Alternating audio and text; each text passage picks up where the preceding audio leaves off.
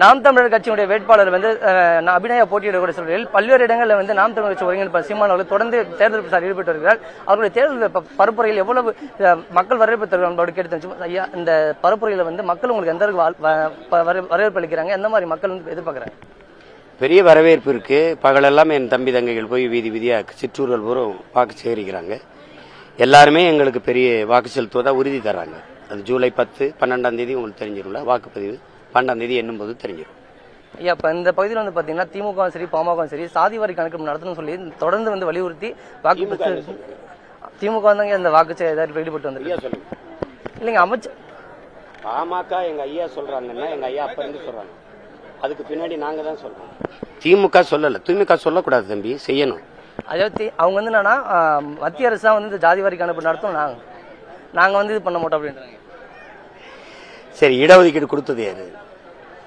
அருந்ததியருக்கு 3 விழுக்காடு கொடுத்தேன், இஸ்லாமியர்களுக்கு 3.5 கொடுத்தேன் அப்படிலாம் சொன்னது யாரு? நீங்க தானே. இடஒதுக்கீடு கொடுக்க அதிகாரம் இருக்கு, சாதி வாரி கணக்கெடுப்பு அதிகாரம் இல்லையா?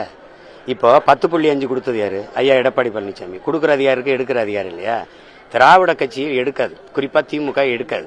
இப்போ பாரதிய ஜனதா எடுக்கணும், மத்திய அரசு எடுக்கணுங்கிறீங்க. இது மாநில உரிமை, உச்சநீதிமன்றமே சொல்லுது மாநிலங்களே எடுக்கலாம்னு. அப்ப ஏன் எடுக்காம நீங்க மத்திய அரசுக்கு சாட்டி விடுறீங்க? மத்திய அரசு, மத்தியிலே ஆளுகிற பாரதிய ஜனதா அரசு சாதிவாரி கணக்கெடுப்புக்கு நேரெதிரான கொள்கை கொண்டது. அது என்னது உங்களுக்கு தெரியும் நினைக்கிறேன். ஏன்னா அதுக்கு நேரெதிராக கொள்கை கொண்டதுகிட்ட ஏன் கொடுக்குற? இந்த மாநில உரிமை ஏன் அங்க நகர்த்தி விடுற? ஏன் நகர்த்தி விடுறீங்க? அவன் எடுக்க மாட்டான்னு தெரியுறீங்க. இஸ்லாமிய சிறை கைதிகளுக்கு கையெழுத்து போட மாட்டார் விடுதலைக்குன்னு ஆர்.என். ரவி தெரிஞ்சும் நீங்க ஆளுநருக்கு அனுப்புறேன்றீங்க.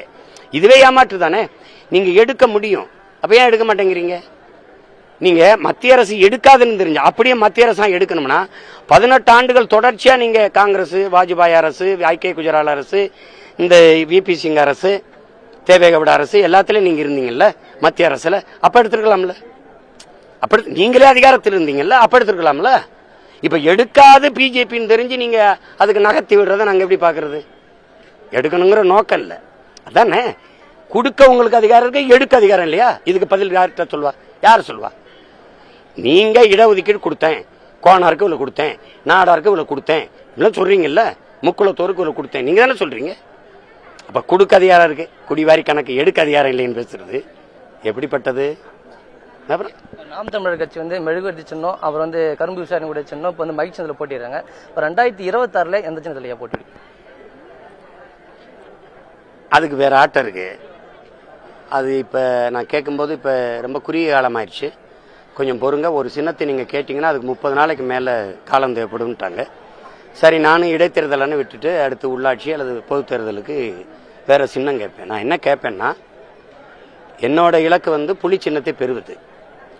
அதை தேசிய விலங்குன்னு சொல்லி முதல்ல மறுத்தாங்க. நான் இப்பவும் போய் போராடுவேன், வழக்கு போடுவேன். புலி சின்னம் வந்து தேசிய விலங்கு அப்படின்னா தேசிய மலர் ஏன் பாரதிய ஜனதாவுக்கு சின்னமா இருக்குன்னு கேட்பேன்.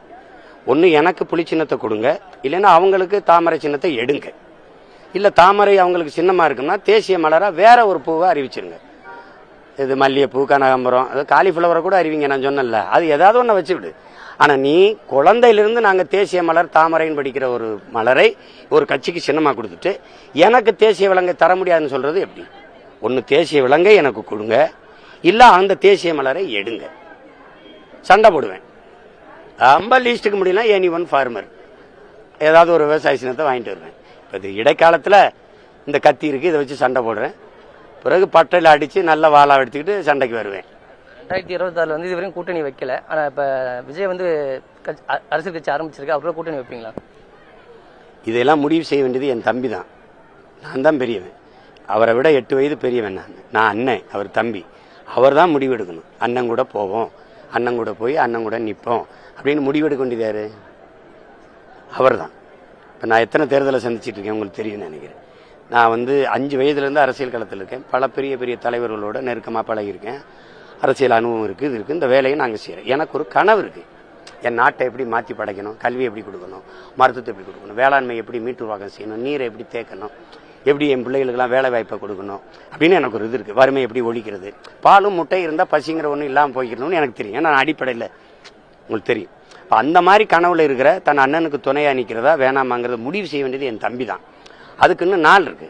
அவரு இந்த ஒரு 2-3 மாசத்துல கட்சி ஆரம்பிப்பார். ஆரம்பிச்ச பிறகு அவர் ஒரு பக்கம் பயணம் பண்ணுவார், நான் ஒரு பயணம் பண்ணுவோம். அது ஒரு காலத்தில் எல்லாம் சரியாக வரும்போது அதை முடிவெடுக்கணும். இப்போ போய் நீங்கள் சேருவீங்களா சேர மாட்டீங்களான்லாம் அதை கேட்டுருக்கு. இன்னைக்கு நான் எடுத்து வைக்கிற அரசியலை நீங்கள் கொண்டு போங்க. இன்னைக்கு என் தங்கச்சியை நிறுத்தி நாங்கள் வேலை செய்கிறோம், அதை கொண்டு போங்க. அவர் உங்களோட கூட்டணி இணைஞ்சு அவர் போட்டியிட விருப்பப்பட்டா நீங்க ஒத்துப்பீங்களே? சேர்த்துப்போம்ல. என் தம்பி என்னோட வர்றாருங்கிறதோட எனக்கு என்ன பெருமை மகிழ்ச்சி இருக்கு. சேர்த்துப்போம், சேர்ந்து நிற்போம். ஒவ்வொரு தேர்தலும் போதும் கட்சி தீர்வு மீட்போம்னு சொல்றாங்க. இப்ப மோடி கூட அதான் சொல்லியிருந்தாரு. ஆனா தேர்தல் முடிஞ்சதுக்கு அப்புறம் அதை பத்தி பேசுறதே இல்லை. ஏன் அண்ணன்ட்ட கேட்கிற? அவங்க கிட்ட தான் கேட்கணும். ஏன் அப்படி எத்தனை காலத்துக்கே ஏமாத்துவீங்க? திமுக போல அதை பேசுறதை விட்டுட்டது. பிஜேபி அது எனக்கு தான், அது நான் கேள்வி கேட்டதில் பதில் இல்லாமல் அந்த தேர்தல் அறிக்கையிலே தூக்கிடுச்சு. அதுக்கு வேற ஆட்டம் ஆடணும், அது இவங்க செய்ய மாட்டாங்க. உங்களுக்கு புரியுதுன்னு நினைக்கிறேன். கொஞ்ச நாள் பொறுங்க, கட்சித்தீவு அவனே கூப்பிட்டு எங்ககிட்ட கொடுத்துருவான், வச்சுக்கிறீங்க நீங்க அப்படின்னு. அது வரும், அதுக்கு ஒரு காலம் வரும்.